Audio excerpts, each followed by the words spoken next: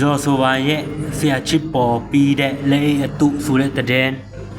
ရောဆိုပါရဲ့ပဲပဲဟုံးဂျပန်ဖိုက်တာတက်စုတရာရဲ့ပွဲပြီးနာကျင်မှုတွေဖုံးကွယ်ထားတဲ့တဲ့နဲ့ဆက်လက်ပြီးတော့တင်ဆက်တိုးမှာပါအားလုံးပဲမင်္ဂလာပါမွန်ချန်နယ်နေကြိုဆိုပါတယ်အားလုံးသိချင်နေကြတဲ့ရောဆိုပါရဲ့လက်အတုပြဿနာကိုကျွန်တော်တင်ဆက်တိုးမှာဖြစ်ပါတယ်အခုတလောလူပြုံးများနေတာကရောဆိုပါလက်မှတ်ပါတဲ့လေအတူဆိုတာပြဿနာလေးပါဒီလေကလေးကတော့မေကစားသမားအကူတယောက်အမေရိကန်နိုင်ငံကနေမြန်မာနိုင်ငံကိုအလဲပြန်ရောက်လာတော့ကဆရာချစ်အတွက်အမတ်တရလက်ဆောင်ပြီးလာခဲ့တာဖြစ်ပါတယ်ဗီဒီယိုထဲမှာဆရာချစ်ပြောတော့တာအရာဆိုရင်တော့လေအိလီကတော့ရောဆိုပါရင်လက်မှတ်ထိုးထားတဲ့ UFC ရဲ့ official ဒီရုံးနဲ့စက်တဘာကနေပွဲယူလာတာဖြစ်တယ်လို့သိရပါတယ်တရင်တမကူကလည်းအဲ့ဒီနေရာကနေပဲပွေလာပြီးခဲ့တာဖြစ်ပါတယ်ဆရာချစ်ကလည်းရောဆိုပါရဲ့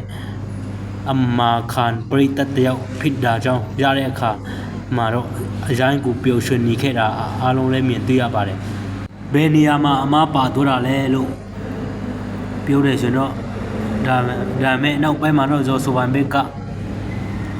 ဒီလက်မှတ်ဟာအတုဖြစ်နေတယ်ဒီထက်ပိုတီချတဲ့သူရဲ့လက်မှတ်အစစ်ကိုပုတ်ပြီးမယ်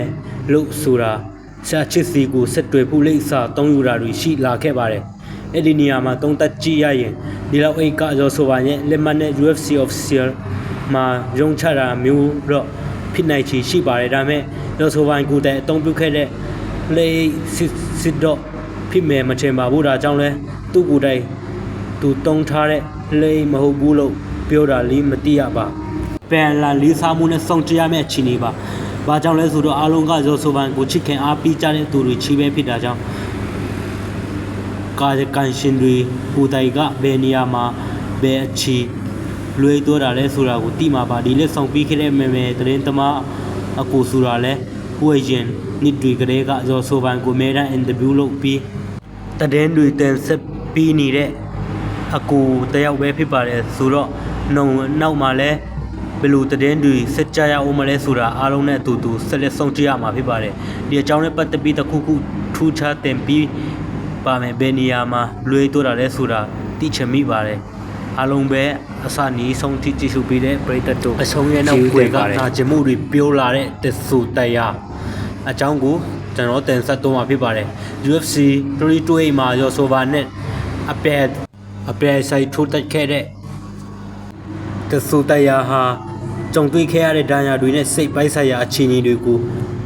သူကပထမဆုံးအကြိမ်ပွန့်ပွန့်လင်းလင်းမျှဝေခဲ့ပါတယ်သူရဲ့ပြောကြားချက်အရပွဲပြီးမှမျက်နှာတစ်ခုလုံးအတော်လေး